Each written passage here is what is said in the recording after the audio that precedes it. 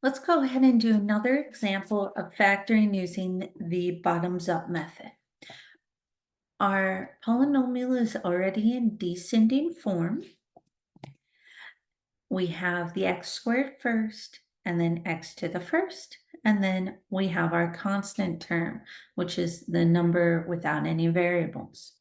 So our first step is to identify all of our values. We know that a is 3. That is our leading coefficient. What's on the x squared? Our b is going to be 13, and c is going to be 4. Remember, b is in front of the x to the first, and then our c term is our constant term. It's the number without the variable. Okay.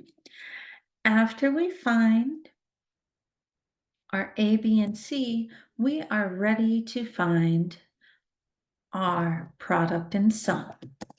So we are looking for a product of A times C, which in this case is going to be 3 times 4, and 3 times 4 gets us 12. So we're looking for a product of 12.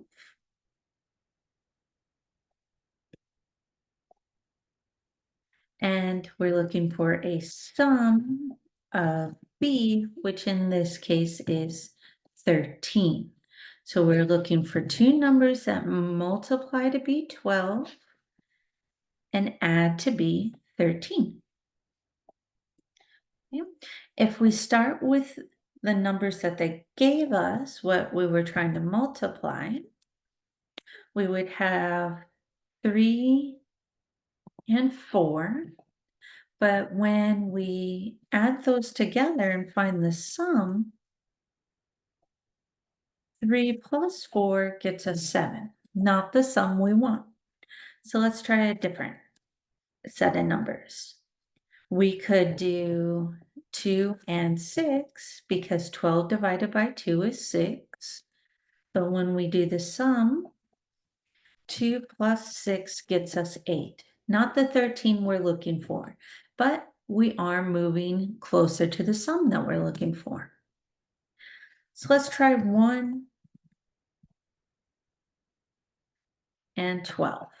1 plus 12 gets us 13, and 1 times 12 gets us 12. So we found the numbers that we need. We finally found them. The numbers that we wanted so bad were positive 1 and positive 12. Now that we found our numbers, our magic numbers for which we were looking, we can go ahead and write our factors. Remember, our factors are going to start out with a parenthesis. Our variable is x, and we have a 1 and a 12. So we're going to have x plus 1, because the 1 was positive, and x plus 12, because the 12 was positive. Next step, after we write our factors, we need to divide both of our constants by a.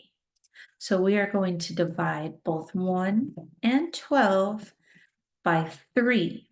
And keep in mind that we had said a was 3 all the way up at the beginning. That's why we are dividing by 3 down below. And now that we have our fractions, we need to divide. When we take 1 divided by 3, that gives us a decimal. Convert back to a fraction, 1/3. So that guy doesn't reduce. So we have x plus 1/3.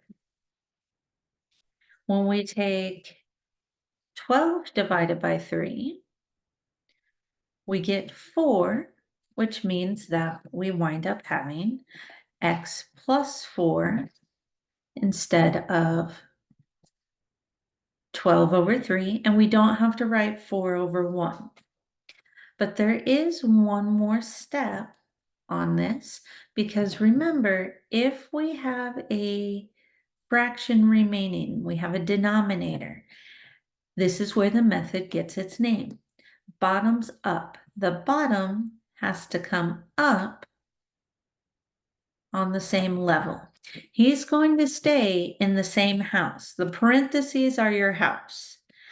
Just because someone wants to move up from the basement doesn't mean that you are kicking them out of the house.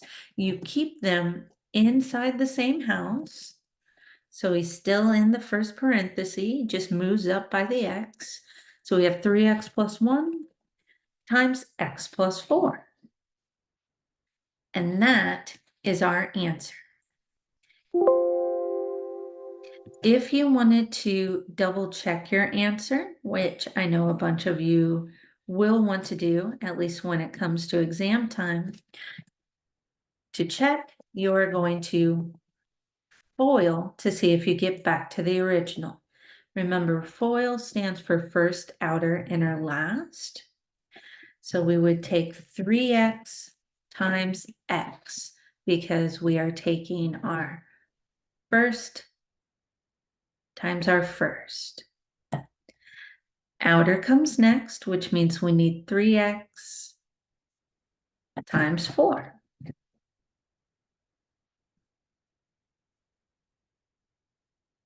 And then we would go to the inside. We would need 1 times x and 1 times 4. Which means that we would continue 1 times x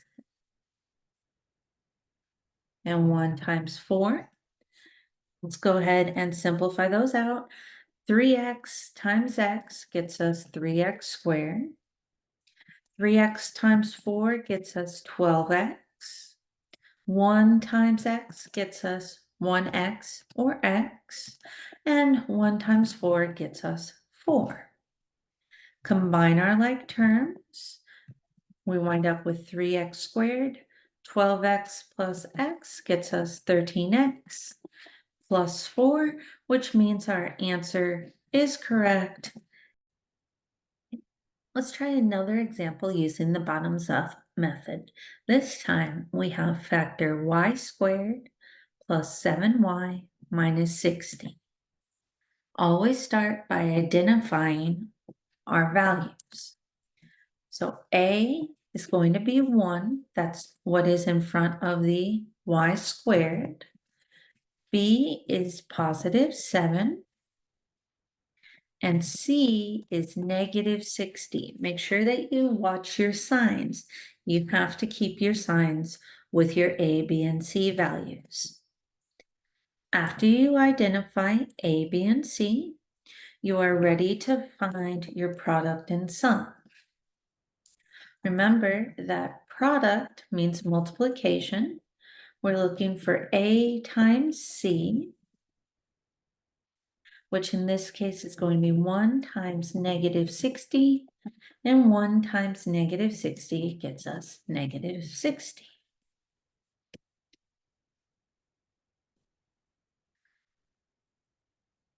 We are also looking for the sum of B, which in this case is 7.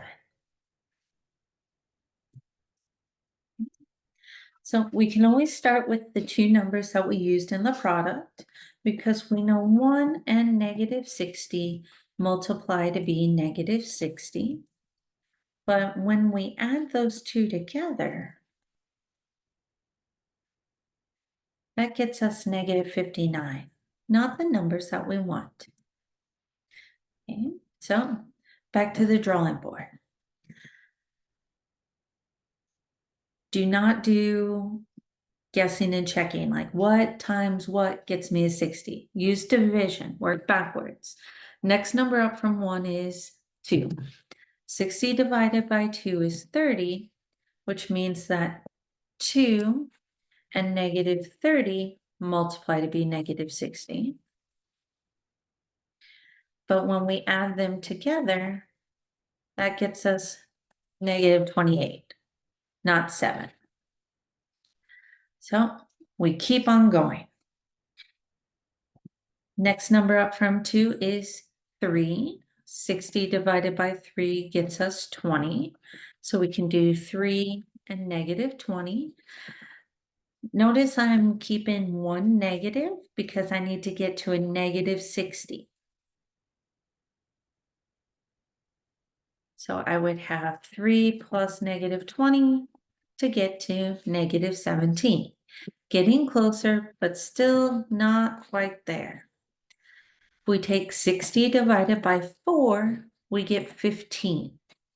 So this time, let's switch it up. Let's do -4 and +15.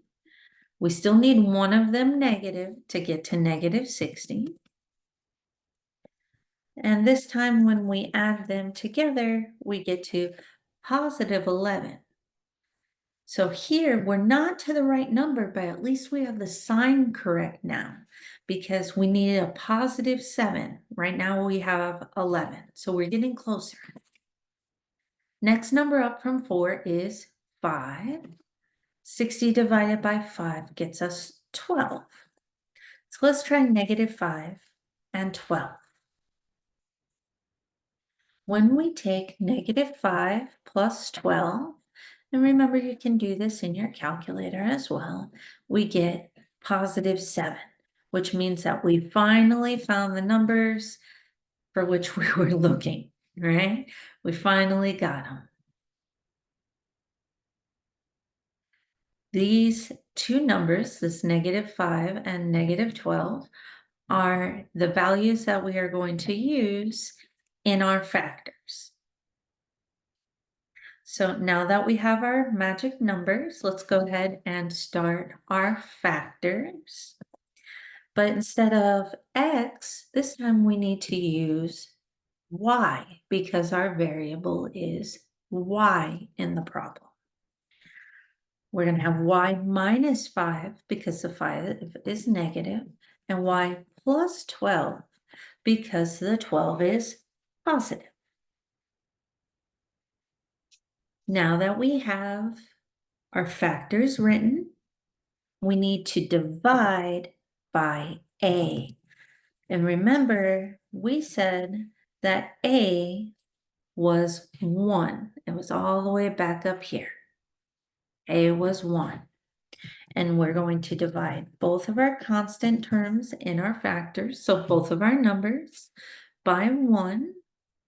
And when we reduce, 5 divided by 1 is 5, and 12 divided by 1 is 12, which means our factored form, we don't have any more parentheses. Sorry, we don't have any more fractions to worry about, which means our final answer is going to be y minus 5 times y plus 12.